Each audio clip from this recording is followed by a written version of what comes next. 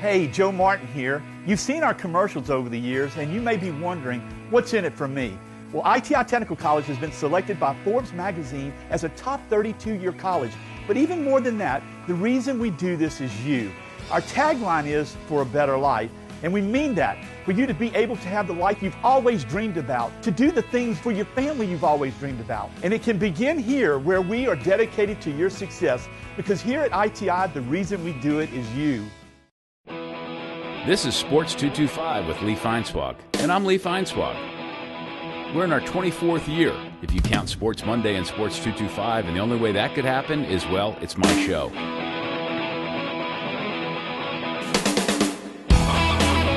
My best friend, Lee Feinswag, look at the Christmas. Sports 225 is brought to you by Breck. And now, me.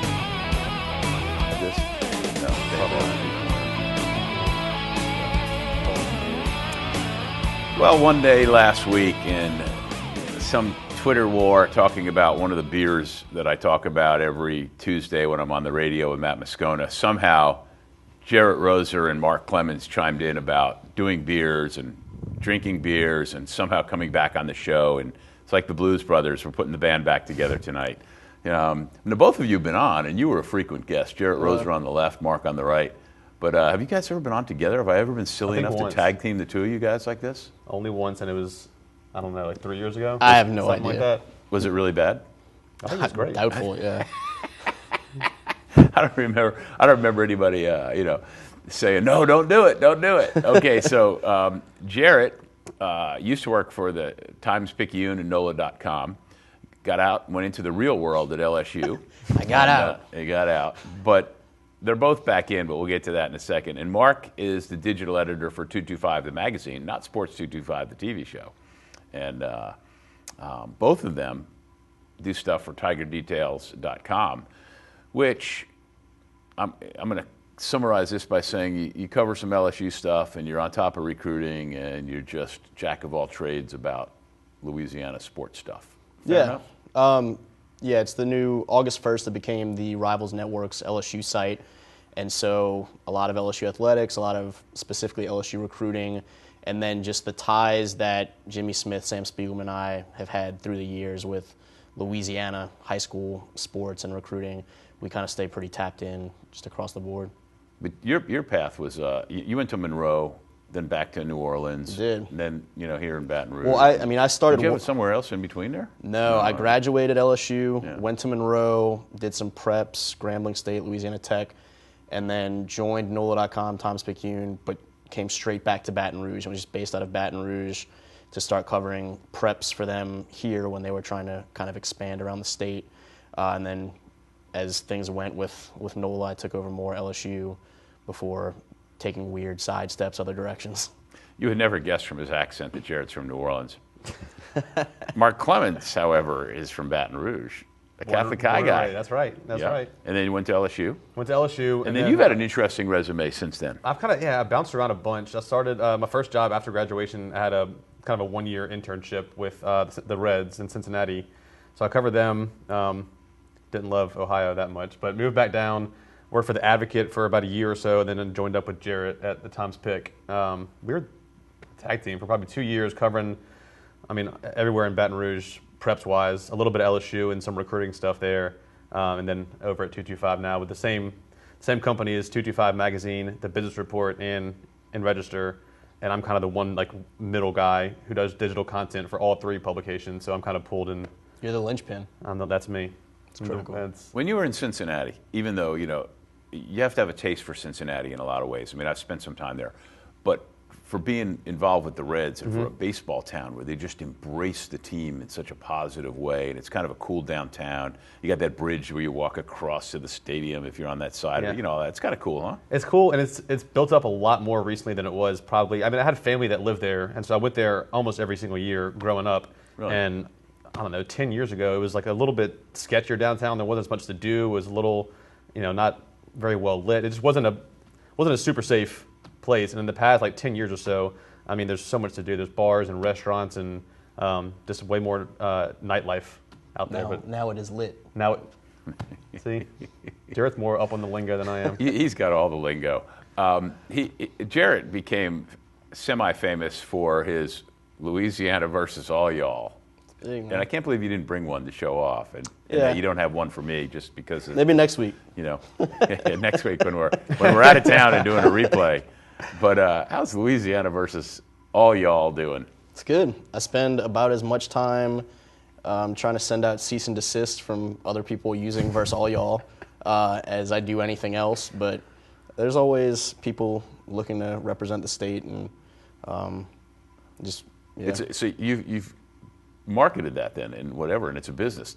Yeah. How do they find you on that? Yeah, I mean, honestly, right now, so I had a partnership with like a local shop here in town where we had an online shop set up. I don't think it really worked out the way either one of us wanted. And so I've been I've talked to a few people about what the next move is for an online shop. Right now, really, you just reach out to me and I'll ship you shirts or hoodies or whatever. He's at Jerit Roser on Twitter, JeritroSer, and Mark is at Mark Clements 225. You got it. And there's an S in there, TS. I'm at Lee Feinswag, and I don't tweet very much, and I've always wondered why anybody, as I've always said, would care what I had to think about things anyway. People care. Nah, maybe so. I stay away from almost anything that matters anyway, because if I did, I'd just piss all of you off. So, you're talking to a guy who drives with road rage, screams at the news every day, and, there you go. So that's just the truth. So anyway, these guys are here because we're going to talk some LSU sports. We're going to talk some recruiting. I'm sure we'll veer off the beaten path, but that pretty much covers it, right? Yeah. Pretty good. All right, so we've done the bio. We've done the perfunctory, where to find them. We've maybe sold 2 T-shirts for you, and that's good. When we get back on Sports 225 with Jerit Roser and Mark Clements, we'll talk about something of substance. Scary, huh? I'm Lee Feinswag at Sports 225. Hi, I'm the human dislike button. You may recognize me as the guy who enforces rules at Breck Parks. Check out my amazing presentation. Did you know? Motorized vehicles are not allowed in Breck Parks. Sales and solicitation are prohibited without permission from Breck. And my favorite rule, keep Breck Parks clean by placing all trash in trash cans. Come on, you can do this. For more information about these and other Breck rules, please visit breck.org/HDB.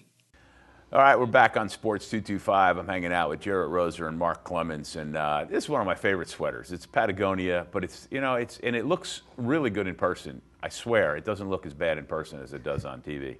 Doing the best I can with like John Brady always used to say, doing the best I can with the collection of players I currently have. Anyway, Jerit and Mark both have real jobs, but also stayed in sports media at tigerdetails.com, which in turn makes them on top of recruiting. So this year, the LSU football team, I less than candidly said, I think you're looking at a 7-5, 6-6 team. Yeah. I think a lot of people, the company line was an 8-4. Mm-hmm. What does a 9-3 with an asterisk? Because I've heard people say, "Oh no, they're really 10-2 because of the Texas A&M game." No, they're not. They're 9-3. But nonetheless, what does it do for recruiting, or does it do anything for recruiting? Yeah, I mean, it's been pretty well received because they did exceed most expectations outside of that building. Mm-hmm. And so a lot of the class that was already on board and committed, which they had a lot of guys committed coming into the season, was committed to a team that most people thought was going to be 7-5, 8-4. And they finished 9-3, as you mentioned. They were down 1 late at Florida. A lot of people think they should have won certainly here locally, a lot of people think they should have won that game in College Station. And so, I mean, that group has just continued to get excited about the direction of the program. And the group of guys that they have on board, talking to some of them before the season even began about their expectations, they were so passionate about coming to that program and that coaching staff that one even jokingly said, I don't care if they win 1 game, like I definitely want to be there. And then one of the other recruits was like, dude, I don't know if they win one game, if we want to be there. And they're like, all right, well, maybe not 1 game, but if they're okay, we're coming. Yeah. Who's coming who's really good? A lot of people. Yeah. John Emery, the running back from Destrehan. Stingley. Derek Stingley Jr., the cornerback from from Dunham, who's the Rivals' #1 prospect in the country. And it's a pretty impressive group, and they're still trying to make a push to fill out those last handful of spots. And you talked about the win-loss record, and I think even more than that is they've had so many games on big stages, like the Georgia game. Alabama game didn't turn out obviously like they wanted to, but the atmosphere before the game was incredible, was huge. And I think recruits see that, and a lot of times they think I can be the missing piece that will get LSU to the next step. But like, who wouldn't want to play in this atmosphere and this vibe? So I think not only winning games, but winning the big games. And I mean, obviously Miami just opened the year, and LSU's always going to have its brand in the public eye, which I think recruits love. When you say like before the game, you're talking about like that army of people I see on the sidelines with all their escorts during warm-ups. You can't move on the sidelines. Yeah, that Alabama game, as poorly as it went after kickoff, that pregame, I was talking to Marlon Favorite, and we were trying to think back to the last time that we remembered an atmosphere quite like that. And the only one we came up with was that Florida game a decade ago, and we're both kind of thinking this one probably outweighed that. It was something I hadn't seen on that sideline, and a lot of the kids left really excited about it. It's a remarkable occurrence when LSU plays a really big football game that everyone's going to come to and stay for, and a lot of people come and stay and watch outside. Because if you take a 102,000-seat stadium, assuming it's filled, and then you throw another 40,000, 50,000 people outside, which I believe is probably true, and of that group who don't go in, quite a few of them stay on campus to watch the game with tailgaters and stuff. But for that few hours leading up to kickoff, you've become the 5th largest city in the state. I don't know if you've ever thought about that. Yeah, it's an amazing occurrence, and the weather was good for a lot of the games this year, which has not been the case a lot of times. And so that always helps. I wonder if for example, if the Alabama game, if it had gotten cold and rainy, if that would actually affect recruiting the way things do. Yeah. I don't know. I mean, those games are not fun. Jerit I hate the rain so much. Wasn't obviously LSU, but you were on a preps sideline last week or 2 weeks ago that was rainy and cold, and I don't miss those days. I'll tell you that. The semifinal, Neville at Edna Carr last week, Amos Morale and I stood on the sideline for about four hours. He's doing well. He's engaged. He'll get married next July. By the time this airs, I'll be staying at his condo for 4 days to cover the high school state championships. He's still weird. He's Amos. Old guy paying dues story. You ready? 100 years ago, Raytown, Missouri. So our office for this group of weekly papers I was a sports editor of was across the street from one of the high schools. I covered 6 high schools. One of them was Raytown, Missouri. It's a Kansas City suburb. And on Thursday night, playing softball, stretched out for a ball, coming to first base. I was first base. We got taken out. Hurt my knee. It was really bad. The next night, I'm on crutches, cover the high school football game at Raytown High School, walking the sidelines on crutches, taking all the photos in the rain, right? It's dedication. And then you limp back to the office, and this was back when, before digital photos, you took the film out in a dark room in a canister, put it in a liquid, horrible smelling stuff, and then you developed the film, then you printed the pictures, and this is all in the dark. Yeah. Standing, of course, on the aforementioned hurting knee and crutches. And then you'd write the story on a typewriter. We had no computer. Old guy walked the snow those days, dude? 3 miles uphill both ways. Yeah. You guys never had to develop film, or did you? I mean, no, man. You never had to develop film. It was wild whenever our bosses at NOLA told us we were in charge of doing post-game or photos during the game and post-game videos and stuff, and we had to just, iPhones nowadays, you just kind of pop it up and take photos and videos, but no, never had to develop film. No. All right, well, now that they're both laughing at me and we're out of time for this segment, we'll take a break. Jerit Roser is here, so is Mark Clements. They are both with TigerDetails.com and among other things, and maybe we'll talk about among other things when we get back. I'm Lee Feinswag at Sports 225.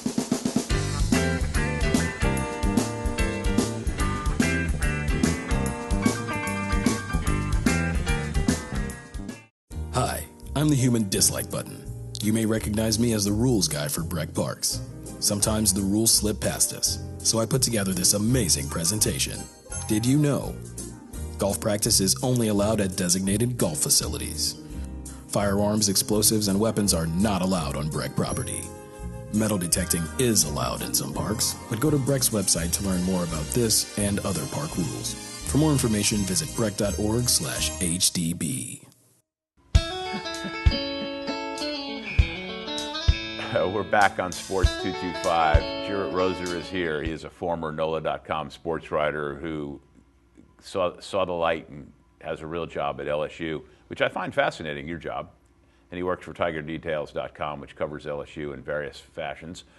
And Mark Clements, a Baton Rouge guy who has been all over the place. And now he has a real job at 225, the magazine, and the Business Report, and in Register. He's the digital content, digital marketing. Content. Yeah. And it encompasses a lot of things. How was your learning curve for that? Well, it depends on which magazine you're talking about. Yeah, well, I'm talking about the digital side. I mean, do you have a good feel for things from the get-go, or? It's kind of. I mean, I feel like I could dabble in like the video element of it, and it probably takes me a lot longer to produce a video than it would somebody who was trained in that aspect. But I've been there for a little over 2 years, so it's been a learning curve. When I first started, a lot of it was just a lot of social media stuff and just kind of timing out. You know, we have, for Business Report, we have our daily report AM and PM that comes out at 10:30 AM, 3:30 PM. I read them religiously Push every day. those headlines out, putting stories on 225's Instagram, Facebook page, that kind of thing, and trying to get some interaction on those stories. And we've slowly built up, trying to do a little more video, a little more photo galleries, some more digital elements online. But it's been a learning curve, but I think just kind of from square one, it was just sort of getting some new innovative things to present print publications online in fun, interactive ways. What he said. All right, meanwhile, back at LSU football, I know we got to talk about that some. Biggest surprises for you guys this year? I mean, they were right there with a chance to be 11-1, which I don't think anybody looked at that. I mean, I thought they pretty much pushed the ceiling of where they could have been. And starting out, there was a stretch of games about mid-season that I looked at preseason and thought that things could go very much the opposite way, and that the conversations we would be having after that Alabama game would be much more heated than they already got. And so to see the job that team, I give a lot of credit to the senior leaders or the veteran leaders, because guys like Devin White were huge, and the coaching staff. How many of those guys do you know from the recruiting process? Because you get to know all these guys pretty well. Yeah, I mean, I've known a lot. Anyone from Louisiana that's on that team, I've probably known since they were 14 or 15. And some of the guys that have come from out of state, I met at different points at different camps and things like that. Personal favorites this year on this team? That's tough. I mean, really, there's a lot of guys on that team that it's the way I view those games and that team now is so different from 5 or 10 years ago, because it is a lot of guys that I've known since they were that age, and so a lot of them start to become almost like little brother type, and it's impressive to see their progress and their successes. Man, I don't know that I can limit down to one or two. Well, along the same lines, you were close to Wade Sims. You knew him pretty good. Yeah. That was tough and a remarkable thing. Yeah, that was really tough. I was driving back from New Orleans that night around the time that everything happened, and had a friend with me. We were coming back from a concert, and somehow through talking about someone that we had seen who had a family that had lost a child, we got sidetracked into this conversation about how usually I deal with those emotional type things well, except for when we lose young people. And I thought back to, growing up with Nick Pontiff and how much Wally's death affected me. And probably right at the same time, what was happening with Wade happened. And so I woke up the next morning to a lot of texts, and then Andrew Lopez called to check on me. And it was honestly, I didn't believe it for a while, and was just it was a lot, because to see Wade from the time he was 14, and then he had kind of had some ups and downs at LSU, but talking to Will Wade prior to the season, you got the sense that he kind of pieced some things together, and this was going to be a big breakout year for him, and had just written a feature about him that went live on TigerDetails.com. I mean, 14 hours before the incident. Wow. Talking about how primed he was for a big step forward, and then just cut out, obviously, way too soon. I covered his dad Yeah, I was a beat writer when this was a dad. Wayne played basketball at LSU. Yeah, those things are they're very sobering in a lot of ways. Even if you don't know the subject, but if you spend a lot of time writing a story like that, when a young person dies, it'll wear you out. I'm telling you, it's just hard emotionally. I can think of a couple of times during my newspaper writing career when you just went home and you were like, I got nothing left. This was brutal. But when it's somebody who you know, like you did, it's really hard. So, you know. Yeah, and worth noting too. I mean, the family. You mentioned Mr. Wayne and Miss Faye. Family's incredible. They've handled the situation as well as I think you possibly could. And I know that they're currently working on getting together a foundation with LSU Veterinary School in Wade's honor. He had a dog, Buddha, that he loved as much as anything in the world. And so they're working on getting that together to launch on his birthday coming up in December. That's cool. Just, I mean, at this point, just about 10 days out. Good. Well, when we get back, we have one segment left. We'll talk a little prep football because the championships are coming up. And speaking of dogs, we have, in the old days, you might have heard me talk about Roger and Fuego, the world's two stupidest dogs, and they've been gone over a year. And in their place, last February, we adopted one dog, Benny. And people ask, what kind of dog is Benny? Well, Benny's white. He came from Friends of the Animal House. And then last week, Benny got a buddy, and his name is Granite. And they named him because he looked like a granite countertop. That ought to tell you something. And it has not been boring at our house lately. It's like having Houdini with an agenda. Anyway, Jerit Roser is here. Mark Clements is here. I'm Lee Feinswag at Sports 225.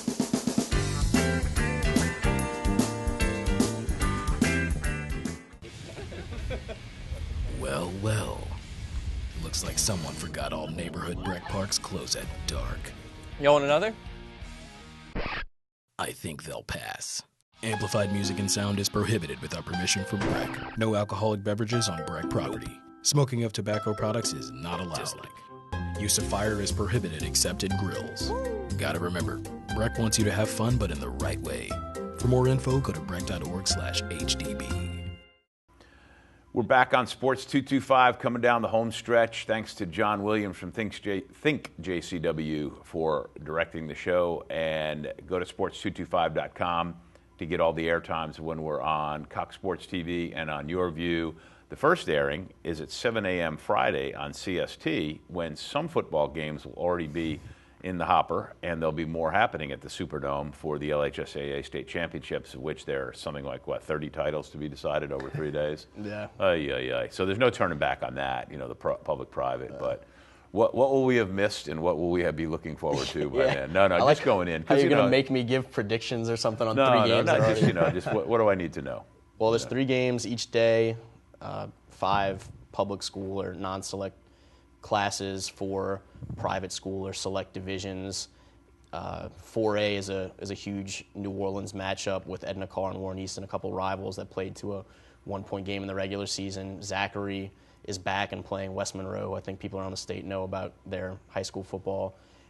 In the Division I group, Catholic High is back to play John Curtis again. Clements is happy. Yeah, yes. And Catholic High got the best of that game last year when I don't think a lot of people expected, and now a lot of those guys are back and trying to defend it against the team that they surprised last year.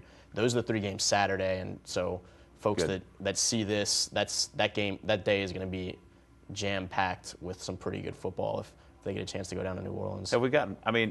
I hated the split. I don't like the split. I wish the split was gone, but now that it's here and it's been a couple of years and everybody's is it just sort of, okay, it's cool, they're all state titles and go from there? Yeah, the football aspect of it, I think, is a lot less heated. There's still tension, but I think people have started to realize that this is kind of where that is, and then just kind of being concerned with how much it extends to other sports too, because that's a push that has started, and you wonder just how far down the line it gets. Yeah, it's unfortunate. All right, so in the remaining time left, Mark, since you've got you on camera there, and that is your Christmas flannel. Festive shirt, yeah. It's got birds on it. I don't know if it's Christmassy per se, but it's got little dogs and pheasants and Christmas trees. Yeah, Christmas trees. It's my favorite fall shirt, and I can only wear it for 3 months out of the year, so I take full advantage. Have you ever worn it on television before? I have not. This is the first time. There you go. All right. Where do they find you? Tell people I know it's 225batonrouge.com. Yeah, so Facebook.com/225magazine. The website is 225batonrouge.com. And we're on Instagram and Twitter at 225batonrouge. And myself, as you mentioned earlier, at Mark Clements 225 on Twitter. And if they go to Mark Clements 225, what's the most interesting thing they'll find out? Oh. He doesn't like Blue Store, apparently? This is Jerit's ongoing thing. We've had this Blue Store, not even a debate. He had Blue Store like 2 or 3 weeks ago. I was supposed to bring Blue Store last week. Oh, now see, we're almost out of time, but Blue Store is a place on Highland Road, not far from LSU, that makes unbelievable fried chicken. I'm telling you, unbelievable fried chicken. All right, follow you at Jerit Roser. Any other mediums worth knowing about? I mean, you just find me on Jerit Roser on pretty much anything. Leave my Snapchat alone; it gets weird. But Twitter, Facebook, Instagram, it's fine. Gets weird. That's redundant. If you want more of us, we do a podcast every week called the Tiger Pride Podcast. Yeah, you never told me that. We publish that. Yeah, we push it out every Thursday on 225's brand, and they put it on Tiger Details. Nice. All right, I'm expecting an invite to that. Yeah, you got it. All right. Listen to that. Go watch U High Friday. All those big games Saturday. Just a big weekend of us, I guess. All right, I'm glad you guys goaded me into getting you back on the show. It was fun. Jerit Roser and Mark Clements. I'm Lee Feinswag. Thanks for watching Sports 225. And we'll fade out. Play it. Kenny Acosta. At carnival time by Baton Rouge Bay, that's the site of my story.